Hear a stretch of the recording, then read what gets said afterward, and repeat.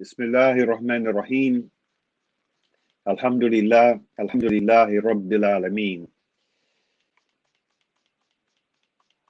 I want to welcome our friends and guests in South Africa, the United States, and around the world to this week's edition of A Conversation with El-Hajj Mauri Saalakhan. I am pleased to be your host, coming to you once again through the Salam Media platform out of Johannesburg, South Africa. Salam Media is an online portal for humanitarian journalism. We don't just report the news, we advise you on what you can do about it. Our topic for today is the crisis in India. I'm pleased to have as my guests two well-qualified brothers to speak on this issue. The first is a dear friend of many years, Masood Rab, Mirza Masood Rab. Brother Masood is a founder and currently chairs the Coalition of Americans for Pluralism in India, where he was born and raised. The coalition is known by its acronym CAPI. After completing his engineering education in India and his graduate engineering program in Scotland, Masood moved to the United States and worked as a consultant for a number of international engineering firms. He also operated his own engineering business for many years. Since 2019, from the time of the formation of CAPI, a nonprofit organization, he has devoted most of his time to advocacy around issues relating to Indian minorities, including Muslims, Sikhs, Christians, and Dalits. For its advocacy program, CAPI started to conduct research on Indian American politicians aligned with the Hindutva RSS leadership in India. Those politicians who support the Nazi-like supremacist hate ideology of Hindutva RSS are identified, and U.S. legislators are educated about their anti-human rights activities in India. CAPI was born in Michigan, our brother's home state, when the ultra-right Hindu nationalist government in India threatened the security and religious freedom of minorities in India.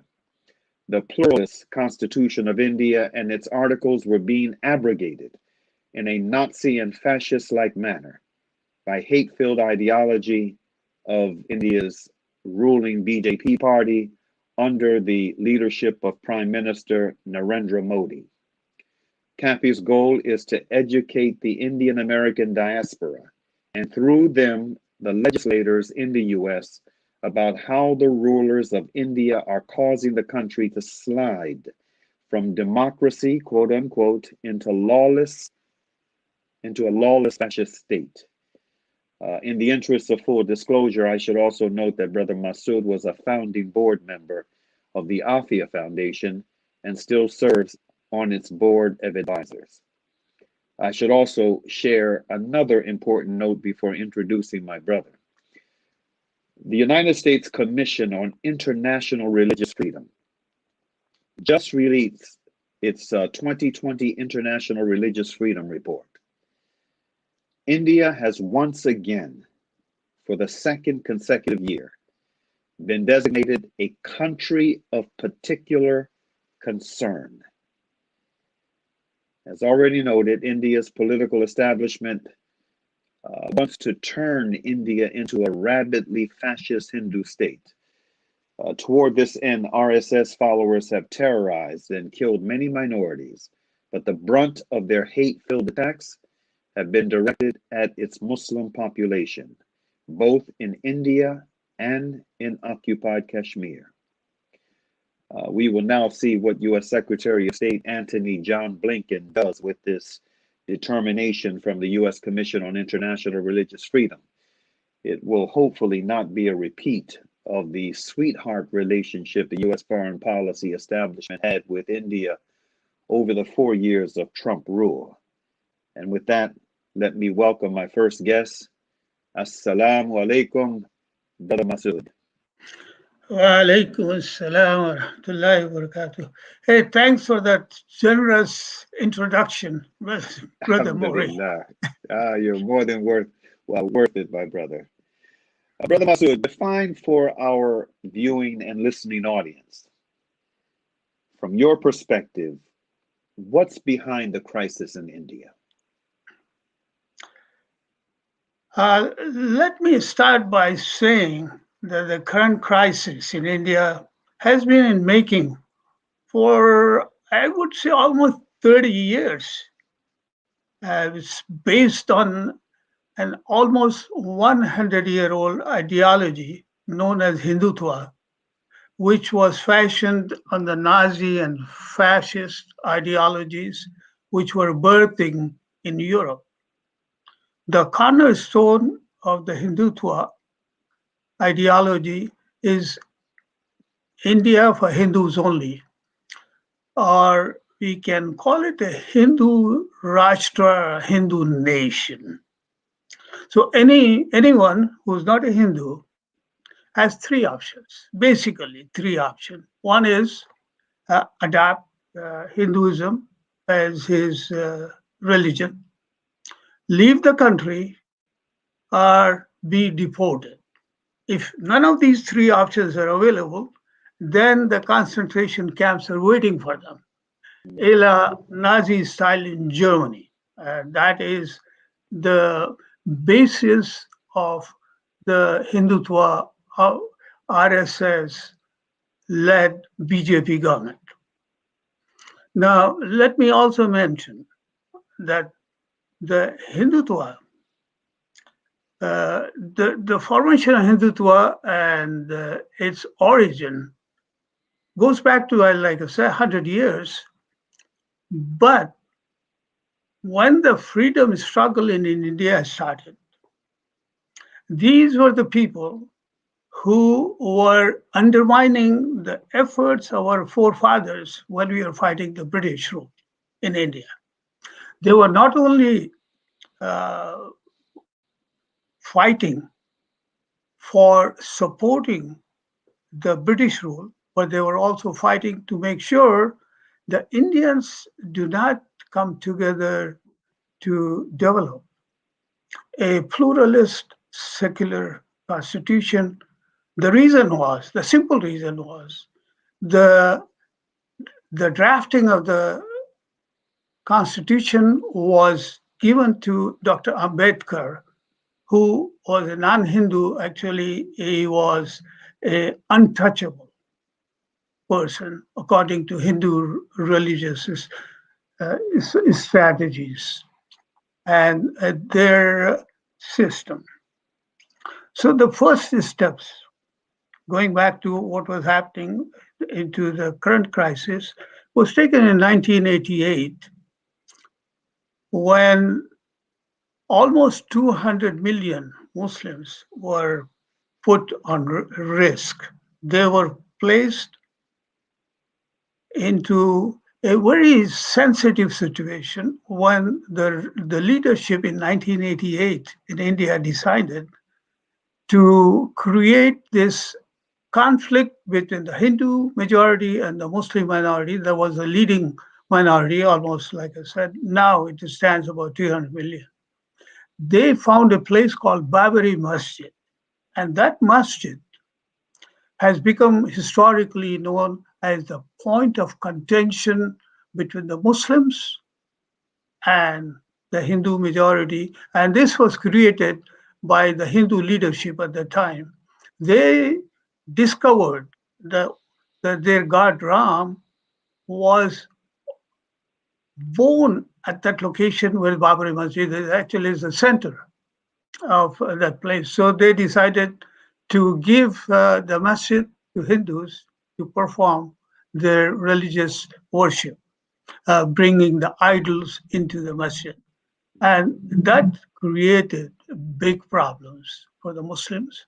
And that frenzy also hit many Hindu communalists, which came out in drones and droves and, and caused the demolition of the masjid. So this is happening as the basis. So I would say that the basis of this was the Hindutva ideology, which was promoted by the Hindu leadership to form a Hindu nation. Now, the second stage, when the BJP leadership became the rulers in 2014, and came under Narendra Modi as the prime minister. And what he did, as soon as he achieved the political power he wanted, he let all the criminals loose in India. He gave them free rein to kill and torture the minorities, and lynch them, kill them, and do whatever worst you can think of a human being can do. And those things were being conducted, those activities against Muslims, Christians, Sikhs, and Dalits. What he also did was let the priests from the temples come into the political system, become the administrators in the states, and creating this special uh, the priest-based administration has led to the current debacle of mismanagement of the country. So the country is now under the most of them are being ruled under the non-professional administrators. So the net effect of these practices is resulting in huge mismanagement of the country and the resources. There is uh, there is no attention paid to the economic well-being and the well-being of the citizens itself. And there is a total disregard. So as a result of this, we'll see in India the huge unemployment, the social and political upheaval caused by abrogating or the articles in the constitutional and introducing new laws which introduced like CAA, NRC, erupted in huge protests in 2020. There were big rallies in India, almost all cities all over the country, and also internationally. And we had this in New York, Detroit, and many other places, San Francisco, Washington, D.C. So now we come to the current disaster, which is the COVID-related disaster. This Before before we get into that, brother. Oh, okay, go ahead. Share your thoughts on the COVID crisis because it is very profound in India. And then I got another question for you that we're eager to get your thoughts on. Go ahead. The COVID issue. the COVID issue is being totally mismanaged by the health and medical program and the administration, which is in charge of implementing the COVID uh, prevention procedures and programs. So what has happened is you can see the mismanagement. You can see who the people who are administrating. They are not professionals. They are not qualified to lead all these efforts. So they have taken the program. They do not know what to do. And as a result, there is a shortage of all the primary supplies needed for the protection of the lives of the people who are being impacted by COVID. Anyone who gets this COVID, instead of making sure that there are ample supplies, we needed oxygen supplies, for example. If you imagine Delhi, the capital of India, the city where the many different people live, nationals, internationals, that city has run out of oxygen supply. This is amazing that something like this in the capital of a big democratic country, so-called democratic, now autocratic BJP country, is happened. So the COVID disaster is, I would say, a government made. Mhm. In the first wave, they tried to blame Muslims. They tried to blame the people in the Muslim Jama'ah, Tablighi Jama'at, to Mhm. say they were the source because they were holding a convention at the time when the first wave of COVID came. Right. And when that subsided, the new one here, which is they have not been able to find anyone to accuse other than just say that they are being hit. And actually, you can't see any administrative any administrative officer from government or from the medical profession itself coming up saying that what happened, what they are doing, and how they are doing it. All we see is the people dying. People Well, are and go ahead. there was a super spreader event that took place around a religious festival, a Hindu festival, Yes, uh, with over 1 million people, according to reports, congregating in the Ganges River, and that was a super spreader event. And that is correct. People coming to a river for taking their religious rites, baths, and there was no control on the number of people. Actually, the concept of the education of the COVID itself is not done. This is what the government Ministry of Broadcasting, Information, Education should have been doing. Instead, they are still busy in propagating the Hindutva ideology, saying, Hindus have to be the people who are going to be leading the nation. No talk about what COVID does, how we can counteract the spread, and this has been the real mismanagement as far as the Indians are concerned.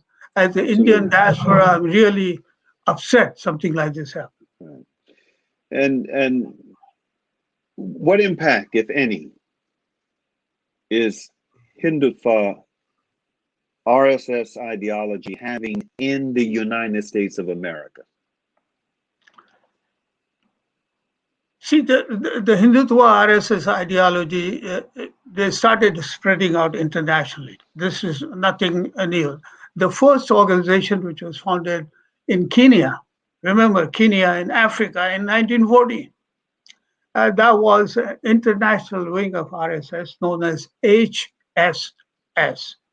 And now they claim, the HSS, in their official website, they are active in 156 countries, repeat, 156 countries, and has over 300 branches.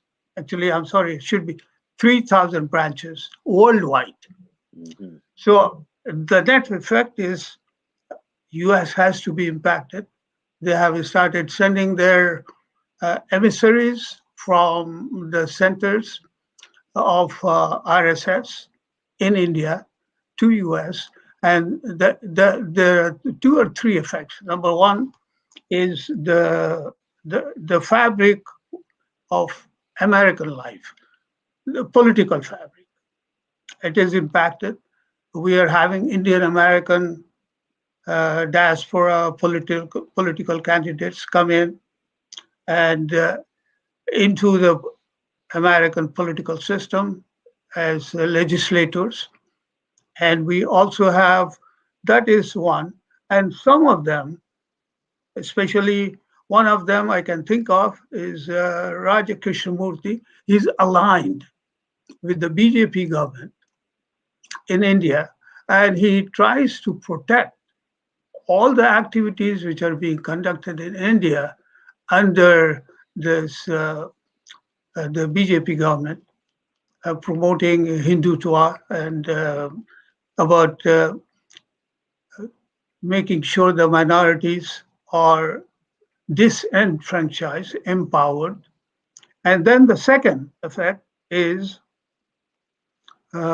what we can call it a social effect. Like people, the places where we have these Hindutva activities going on in a large measure. They come together. And the second was the social. Recently happened in a suburb in Chicago. This is the social effect, and that place is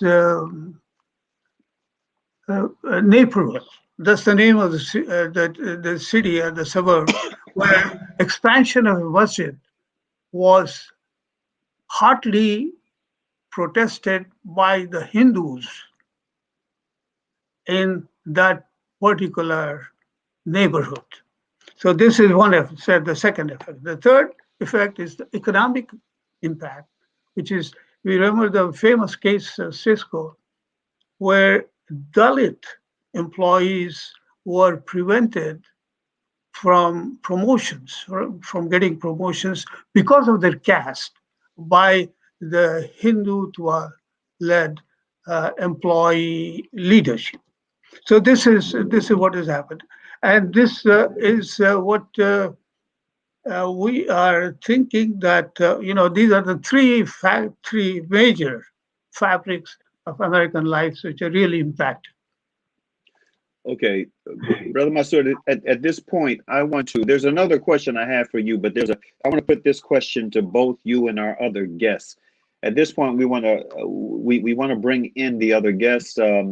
We cannot talk about India without talking about Kashmir, a country whose beauty is matched only by the man-made cruelty taking place within its borders. For this part of the discussion, we want to bring our brother, Dr. Imtiaz Khan, into the conversation. Dr. Imtiaz Ahmed Khan is an internationally renowned immunologist and has published close to 100 peer-reviewed manuscripts in high-impact journals.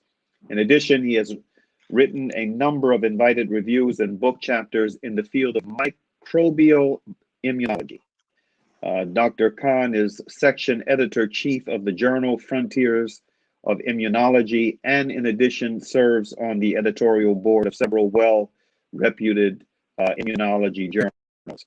Now I'm going to stop here on the professional side of Dr. Khan's background, as it is quite extensive, and focus on the part that brings us together today. For the past decade, Dr. Imtiaz Khan has been actively involved in activities related to the struggle for the independence of Jammu and Kashmir from Indian occupation. He has attended a number of national and international conferences related to this issue. He has been an invited speaker at various events held at embassies, consulates, and state capitals in support of this issue. Dr. Khan has also been part of delegations to a number of countries to connect with leaders in the international community to solicit support for this cause. He has served on the board of the Kashmir American Council since 2010 and later became its president in 2014. He is also current on the board of the World Kashmiri Association. With that, let us welcome our guest. Assalamu alaikum, Dr. Khan. Wa alaikum assalam. Thank you for the invitation. So, do you have any specific question for me, or I should go and talk about? Yes, I do. First of all, how are you, Aki? How's your Ramadan coming along? Alhamdulillah, alhamdulillah. Thanks for asking. Thanks. And you are. Is there any light there that you can turn on to? Yeah. There you go. Alhamdulillah.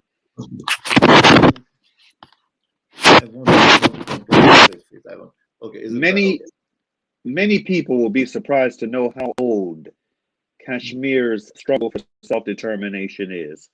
How old is it, and how can the international community help resolve the crisis in Kashmir? Kashmir is as old as since 1931, but let me take it to at least 73 years old from the 1947, when Indian subcontinent was partitioned into India and Pakistan, and by that formula, the Muslim majority states would be included in Pakistan, while the Hindu majority states would form India.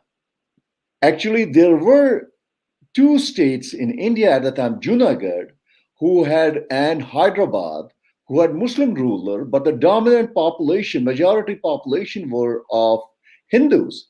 Though the rulers wanted to be aligned with Pakistan, but they were not allowed to do that because the majority population constitutes of Hindus. Contrary to this, Jammu Kashmir had a Hindu ruler, but majority, about 90% of the people were Muslims. And due to the connivance of British imperialistic forces and India, a small village of Hoshiarpur, district of Hoshiarpur, Gurdaspur, which could have been part of Pakistan, was given to India. Maps were changed, and India was allowed to send the forces to take over Kashmir. The case went to United Nations, and it was promised to people of Kashmir that their fate is undecided. It will be decided by the plebiscite, which will be held under the auspices of United Nations, and the majority decision will be implemented by the United Nations. So that promise remained unfulfilled. At that time, India basically, if an Indian wanted to go to Kashmir, there was customs clearance. They needed sort of a visa, and Kashmir had its own prime minister, own Supreme Court. Indian law could not be extended to Kashmir. But by and by, what India did, they started to extend the laws of Indian laws to Kashmir, like Supreme Court laws. They changed the name of Prime Minister to Chief Minister. And India started to claim that no, it is their integral part, which goes against the Charter of United Nations. Unfortunately, the world remained silent. They were not able to fulfill the promise they had given to peace-loving people of Kashmir. In 1990, the youth became restive, and they started actively demonstrating that they be given what they have been promised. And what India did, it unleashed a reign of terror. About till now, between 1990 and today, at least 130,000 Kashmiri youth between the ages of 15 to 35 have been martyred. There are 15 to 20,000 women who have been gang raped. There are thousands and thousands of missing people. There are mass graves, which was not reported by any Pakistani or any Muslim journalist, by a lady of Indian origin who lives in California, Dr. Angana Chatterjee. And she found there were about 15 to 20,000 mass graves. And when India got the wind of it, Indian authorities, she was booted out of the country. So her task is unfinished. We don't know how many mass graves there are in India. There have been thousands of children who have been shot with pellet guns, and they have been blinded. We use those pellet guns in this country, United States, for deer hunting. There are, since 2019, when India abrogated the Article 370 and 35A, thousands and thousands of youth have been arrested, some as young as 10 to 12 years of age, and you are languishing in Indian jails in subhuman conditions. Kashmir is a concentration camp. There are about 1.1 million soldiers, Indian paratroopers in Kashmir. There's one soldier of every 6 people who is heavily armed, ready to kill, and has with the draconian laws which have been extended by the Indian government, allow them to kill with impunity. Now they go, they look into the houses, they loot their valuables, and then blast them and put them on fire. They take away the youth and kill them at a point-blank range. Every day, 6 to 7, at least, youth are being massacred in Kashmir. Brother, with what you've described, should the Indian establishment be tried for crimes against humanity? Absolutely. There is no question about that. Why was Saddam Hussein hanged? Why was Salahuddin Molsoy, though he died in jail, put on trial? Were their crimes, are Indian crimes which they have committed on Kashmiri people, lesser than that? Just because India has a huge economy, it is a business market, all those sins should be forgiven? Then we should not talk about these human rights values and human rights organizations. They should be disbanded. If this is the yardstick that if you have offer great business opportunities, you are a nuclear power, you are a huge country, but you can get away with. Why are these international laws for only small countries? That's the question which world has to answer. What, in your opinion, would be the most effective ways to draw the world's attention to the crisis in Kashmir? The world attention came because we have to talk about it. We have to talk about in the OIC, or Organization of Islamic Countries. They are important. They continue to do business with India.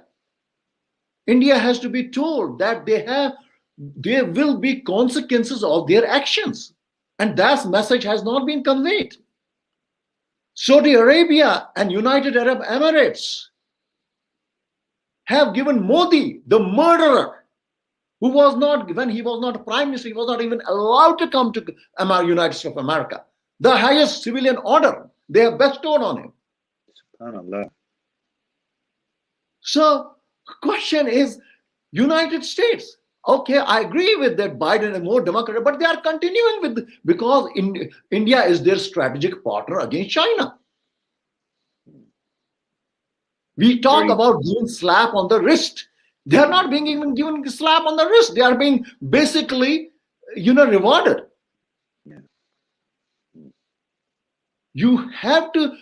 It has to be conveyed to India in unequivocal terms that world body will not be silent to these mass atrocities which they are committing on the people. India knows right now, whatever they do, there are no consequences. And if you don't have any consequences, not that the previous Indian governments did, they were also responsible for the mass murders, killing and rapes that happened under their watch. The current government is a fascist government whose plan, as you was said by the earlier speaker, as you mentioned, is that if you want to live in India, you have to be a Hindu. That's their slogan. If you want to live in India, you have to be a Hindu. Okay, my brother, we have about 8 minutes left in the program. I want to bring Brother Masood back, and inshallah ta'ala, there's a question I want to put to both of you before I invite you to, if we have time, give your final thoughts.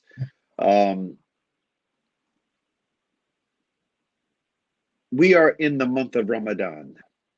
You just referenced the unholy relationship that the Saudi Arabia and the United Arab Emirates have had with the Modi regime, and subhanallah, I'm sure that there are others too that look the other way, or that are wheeling and dealing under the table out of what they consider to be political expediency or economic expediency, or a combination of both.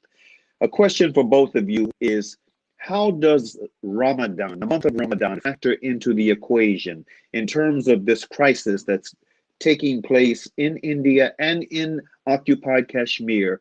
How can we harness Ramadan as a force for bringing about some good in that tortured part of the world? Let's begin with you, Brother Masood. Ramadan, like you asked, is the month where we have lost the focus of the Islamic thought process in the month of Ramadan. We focus mostly on our ibadat, spiritual exercises, but we forget that this was a month where the Muslims, the first generation of Muslims, was put to test by facing the non-Islamic forces.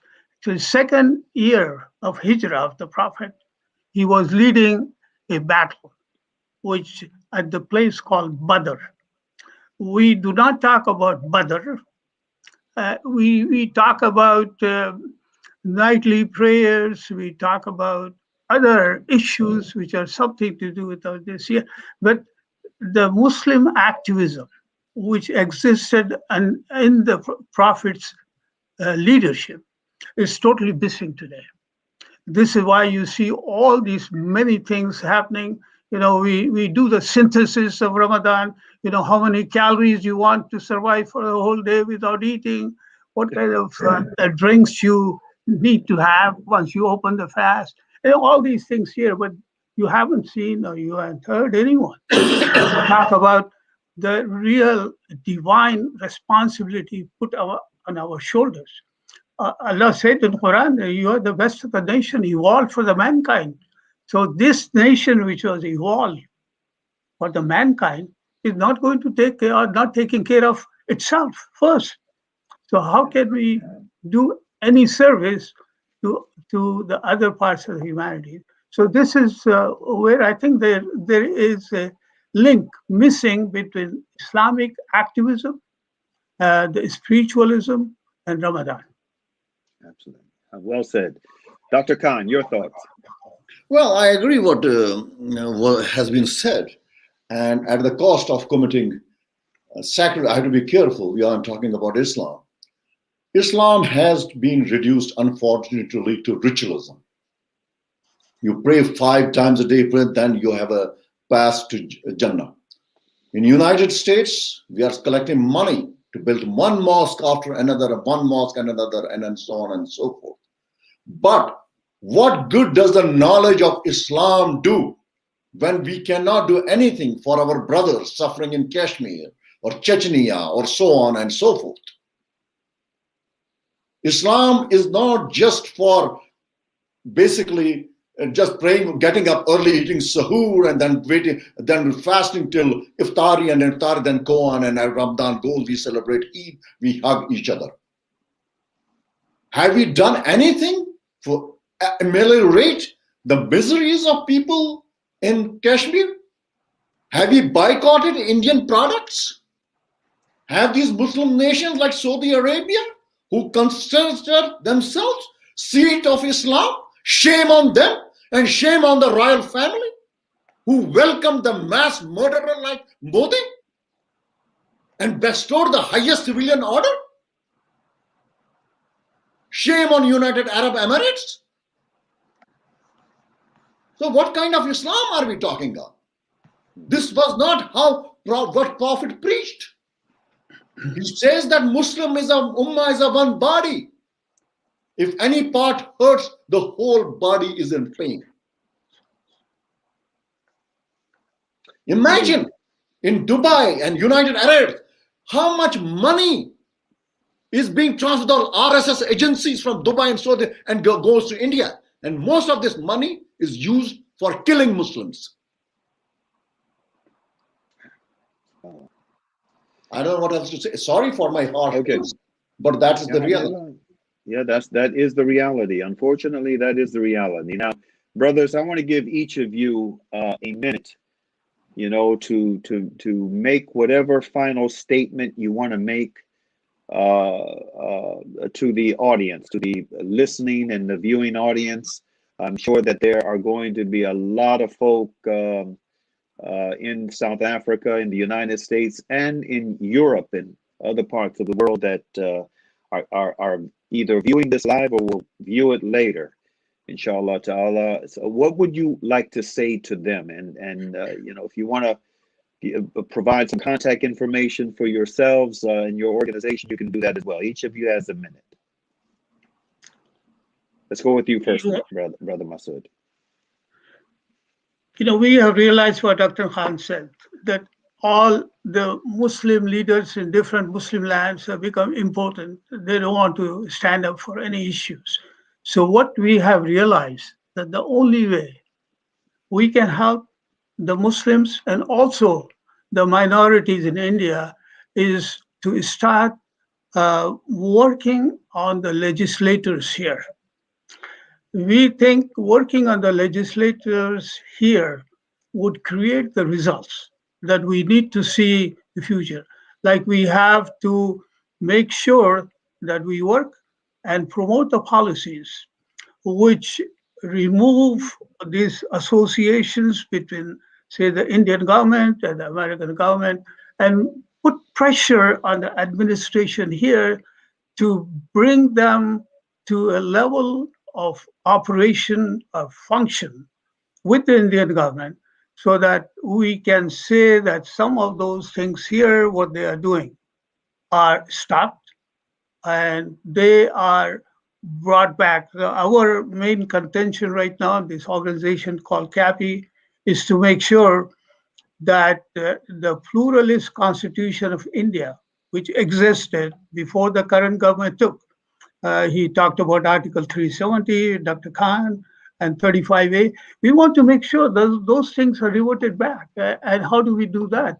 We cannot do a single thing in India working itself. So where we are right now, being in the center of the political force of the world today, the global force, the best thing we can do is to make sure that we convince the people here, the people in the leadership, in the political leadership, and in the social and economic leadership, that we have to work together here to make sure that humanity survives uh, and we can see some fruits of it pretty soon, inshallah.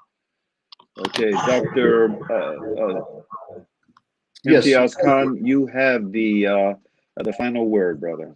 Yeah, I agree we should do that in the United States, but I'm not very optimistic because United States, basically foreign policy is decided by their own compulsions.